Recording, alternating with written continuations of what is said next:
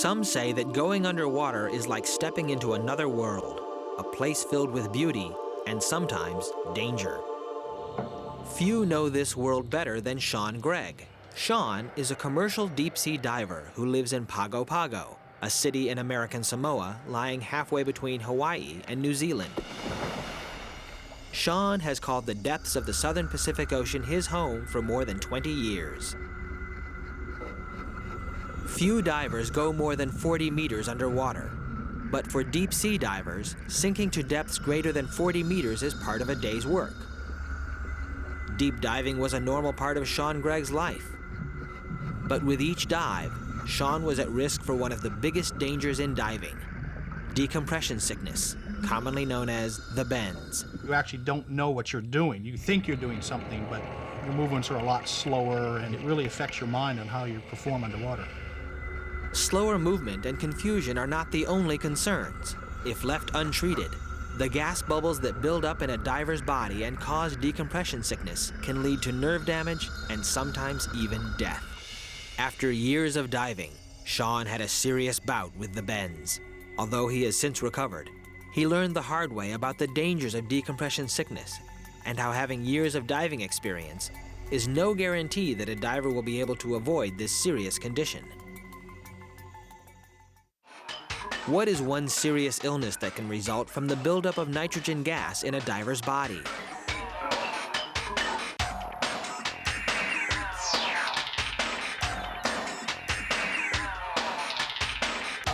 As you watch this segment, think about how the size of gas bubbles is related to pressure. Gases have no fixed shape or volume. If they're not contained by something, gases will expand without limit. But if they are put in a container, the gas molecules will spread out to completely fill the space they're in. When Sean puts an air tank on his back, it is full of the air he needs to stay alive underwater. An air tank is one of the most important pieces of diving equipment. A typical tank holds about 2¼ cubic meters of air. Under normal pressure, that's about the same amount of air that would fit in a telephone booth. But in order to fit that much air into such a small tank, the air must be reduced in volume or compressed. As more and more air is forced into the tank, the molecules of the air are forced closer and closer together. As a result, the pressure in the tank increases. When all that air is jammed into the small dive tank, the pressure of the air inside the tank is more than 200 times greater than normal air pressure.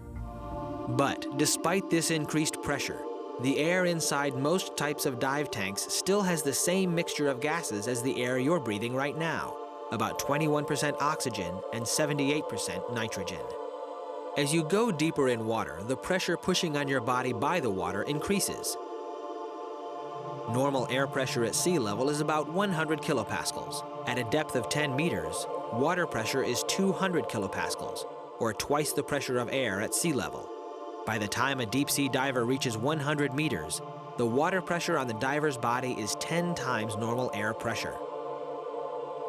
Since the air inside the diver's tank is also under pressure, the air can still come out of the tank so the diver can breathe. But breathing pressurized air brings with it the potential for serious trouble. When gases are under pressure, more gas molecules will dissolve in a liquid, such as the blood and other liquids in a diver's body. For a diver, this means that more nitrogen will dissolve inside the body. The deeper they dive and the longer they stay underwater, the more nitrogen will enter their bodies. Normally, this isn't a problem because divers are trained to ascend gradually and make several stops on the way to the surface. This slows down the release of nitrogen from body tissues. It allows the excess nitrogen to stay in tiny bubbles, enter the bloodstream, and be exhaled from the lungs. However, if a diver rises too quickly, the nitrogen bubbles expand in volume as the pressure decreases. The process is similar to opening a bottle of soda. Opening the bottle slowly reduces the pressure gradually. But when the bottle is opened quickly, similar to a diver coming to the surface too quickly, pressure is reduced quickly. Sean Gregg experienced this rapid release and expanded volume of nitrogen bubbles, called decompression sickness, firsthand. Dizziness and nausea kicked in just immediately. And the only thing I could say to my partner was, get the gear off and get me in this boat because there's something wrong. And at which point I'd made it to the ladder of the boat, and that is the last thing I remember. The expanding nitrogen bubbles can block circulation or press on nerves, causing the diver to bend forward in the intense pain that often gives this illness its nickname. But expanding bubbles in the bloodstream can even be deadly. In Sean's case, they block the flow of blood to his brain. Sean! Sean! Unconscious and perhaps seriously injured, Sean was rushed to the hospital. Along the way, Sean regained consciousness, but the nitrogen in his bloodstream was taking a toll on his body. The expanding nitrogen bubbles in his tissues and bloodstream were causing paralysis.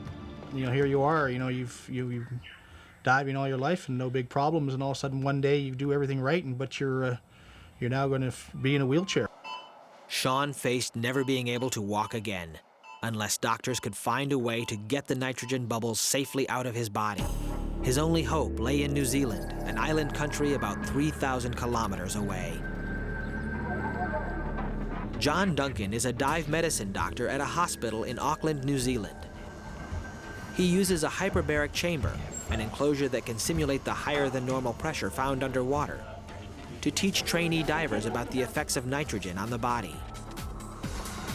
But the main purpose of the chamber is to help people like Sean who are suffering from decompression sickness. After Sean was placed in the chamber, the air pressure was gradually raised to a level that simulated when Sean was deep underwater.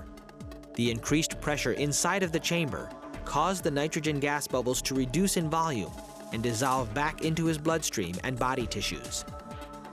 Then the pressure in the hyperbaric chamber was slowly decreased, allowing the nitrogen gas to be released more slowly and be normally exhaled through the lungs. Finally, Sean began to move. Over the course of several treatments, the nitrogen gas bubbles in Sean's body were compressed and decompressed several times. Miraculously, the spinal damage he had suffered began to heal. Sean still has some spinal damage, but with each passing day, he regains more and more of his mobility. With more than 90% of his movement back, he's again able to do the things he loves most, and playing with his children is at the top of his list. What happens to the volume of nitrogen bubbles when pressure decreases?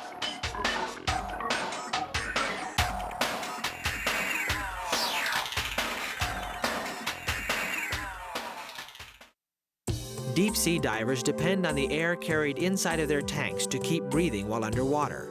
These tanks are filled with compressed oxygen and nitrogen gas. When a diver goes deep underwater, the pressure acting on the diver's body increases. While normal air pressure at sea level is about 100 kilopascals, the pressure exerted by water can be greater than 10 times that of the air when a diver reaches 100 meters. The compressed air that the diver is breathing can easily dissolve into liquids inside the diver's body. So the deeper a diver goes and the longer a diver stays underwater, the more oxygen and nitrogen molecules enter the diver's bloodstream and tissues. When the diver begins to surface, the pressure on the diver's body decreases and bubbles of nitrogen and oxygen begin to expand. Nitrogen bubbles are dangerous to divers. If the diver surfaces too quickly, bubbles of nitrogen can expand and become lodged in the diver's bloodstream, nerves, and tissues, and cause the intense pain that many divers know as decompression sickness, or the bends. Some divers suffering from decompression sickness can benefit from being placed in a hyperbaric chamber, an enclosure in which the pressure can be gradually increased and then decreased, allowing the nitrogen bubbles to be reabsorbed and then slowly released without forming large bubbles. As pressure increases, what happens to the amount of nitrogen that can dissolve into a diver's body? How does a hyperbaric chamber help cure decompression sickness? Write an introduction to a safety manual for deep-sea divers who use compressed air scuba tanks. Explain what happens to gas molecules when air is compressed.